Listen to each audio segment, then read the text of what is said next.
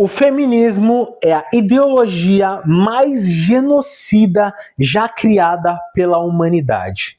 Bem-vindos a mais um vídeo do Podcast Gospel, e esse é mais um vídeo do João aqui revoltado. Por quê?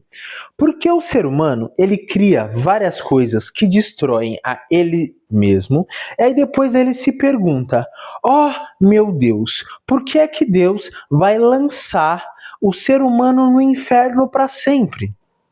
Há muito tempo atrás, eu estava fazendo algumas pesquisas e tal, e eu me deparei com uma pesquisa sobre guerras. A Segunda Guerra Mundial, mais ou menos entre 70 e 85 milhões de pessoas foram mortas.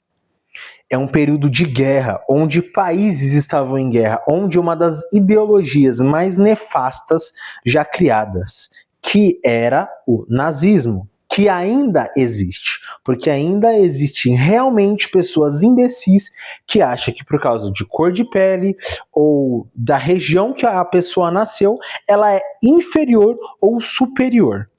Olha como é idiota. E aí, eu também dei uma pesquisada sobre o comunismo, que no século XX, mais ou menos 100 milhões de pessoas foram mortas no século XX, entre execuções, pequenas guerras travadas e fomes provocadas pelo governo para controle da sua ideologia.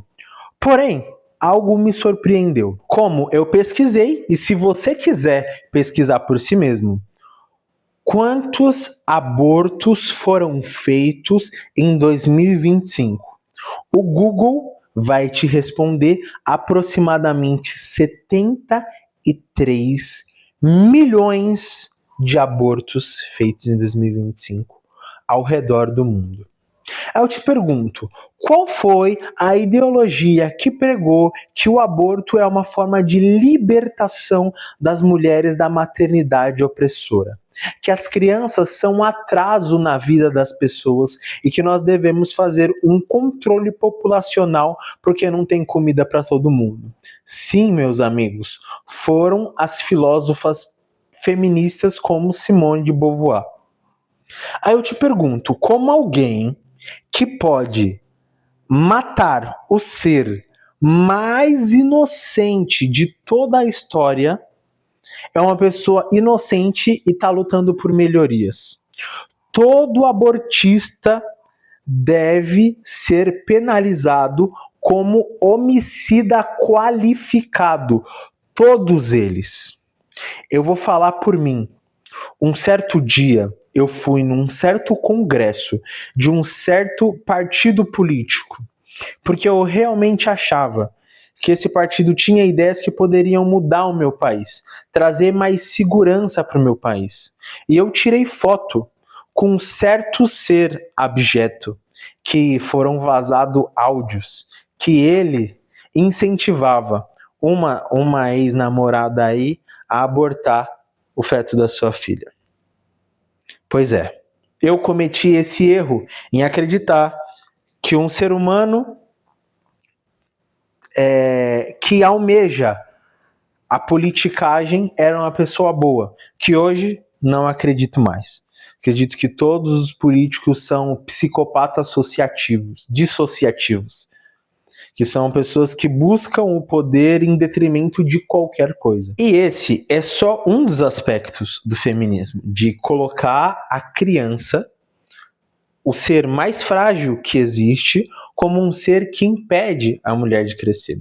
Fora que elas dizem que a mulher que fica em casa é uma escrava, porque ela tem que fazer as obrigações de casa e ficar monitorando os filhos e cuidando deles. Fala que essa mulher é uma imprestável, foi colocada num papel secundário, sendo que não é nada disso, sendo que cuidar de casa e cuidar dos filhos é uma das maiores honras que uma mulher poderia ter justamente porque é uma tarefa extremamente difícil, que não pode e não consegue ser executada pela maioria das pessoas. A maioria das pessoas, elas fogem dessa responsabilidade, terceirizam essa responsabilidade para escolas, empregadas. É uma tarefa extremamente difícil.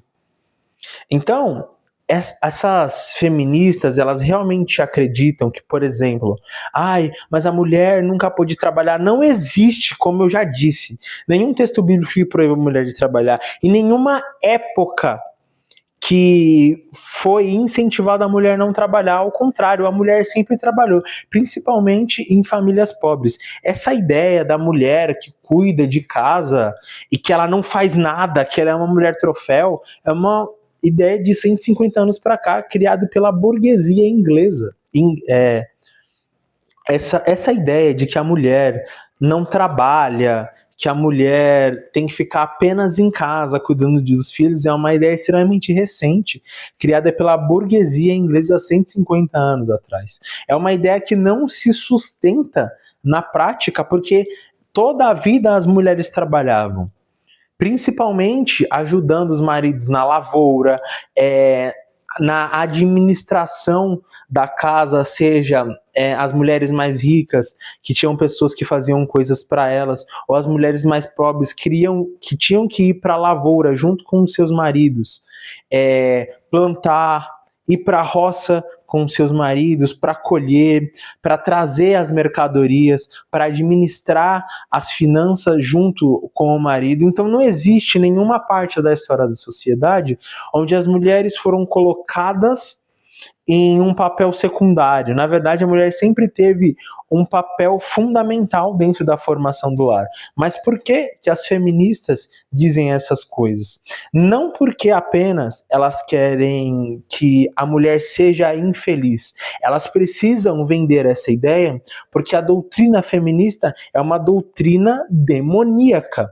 Assim como o comunismo, assim como o liberalismo, assim como todas as doutrinas que fogem daquilo que Cristo ensinou, que é, se você tem bastante dinheiro, doe aquilo que você tem para os pobres, para que todo mundo tenha um pouco. Isso não é comunismo, isso nada mais é uma ideia que a esquerda cooptou para si, mas isso é cristianismo, cara. Cristo que incentiva a compartilhar. Cristo não ensina a você ter jatinho particular, a viajar de avião, para todo dia você ter uma passagem internacional, viver em hotéis luxuosos enquanto o seu irmãozinho passa dificuldade. É claro que todos nós podemos e devemos querer coisas boas, mas não em detrimento do nosso irmão ou enquanto o nosso irmão não tem nada para comer. Principalmente aquele irmão que é um irmão fiel. Não para esse bando de charlatões que nós temos, que são os ditos pastores de igreja.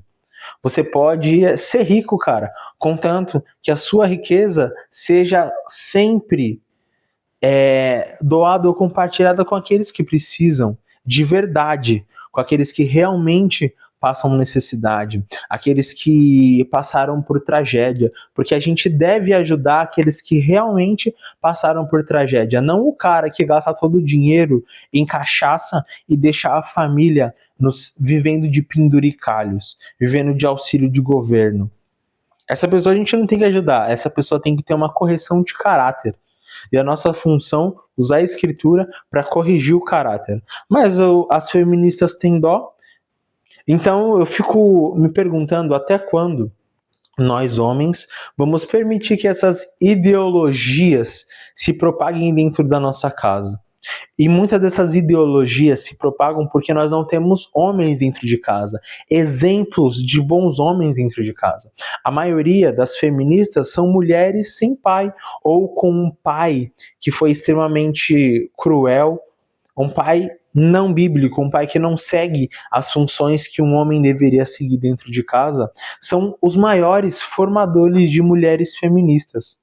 Você realmente acha que a maioria das feministas tiveram um pai presente? Não só presente de corpo, mas um pai estreitamente presente. A maioria das mulheres que são ditas conservadoras e não falsas conservadoras, mulheres verdadeiramente conservadoras, que têm uma vida ilibada ou que têm uma vida de arrependimento constante. Então, até quando nós vamos permitir que essas mulheres propaguem essa ideologia dentro das nossas casas? E como que a gente evita que essa ideologia seja propagada? Sendo um pai presente. Sendo um pai que fala, não, você não vai assistir isso. Não, você não vai andar com fulaninha de tal.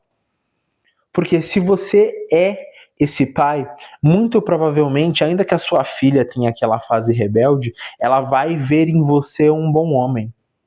E é isso que faz com que o feminismo seja destruído. Porque o feminismo foi inaugurado por homens que não cumpriram o seu papel, por homens que foram cruéis, que usaram da sua força e da sua influência para oprimir outras mulheres. Eu já cansei, cara, de ter que ficar batendo sempre na mesma tecla e não ver uma mudança real na sociedade. É claro que o mundo nunca será corrigido, senão não tinha um livro de Apocalipse. Mas o importante para mim é gerar algum tipo de impacto e que nós hoje sejamos homens diferentes, aqueles que incentivam as coisas certas, aqueles que estão do lado sempre da justiça, daquilo que é bom, daquilo que é reto. E eu falo isso para que eu também corrija sempre os meus próprios erros. A gente não pode deixar essas ideologias nefastas entrarem dentro da nossa casa, porque essas ideologias querem que nós sejamos anticristãos.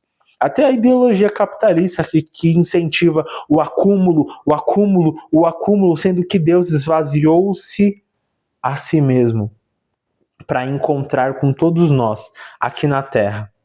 Esvaziou-se a si mesmo na cruz. Então, até quando a gente vai permitir que através do nosso mau exemplo, essas ideologias atinjam os menores?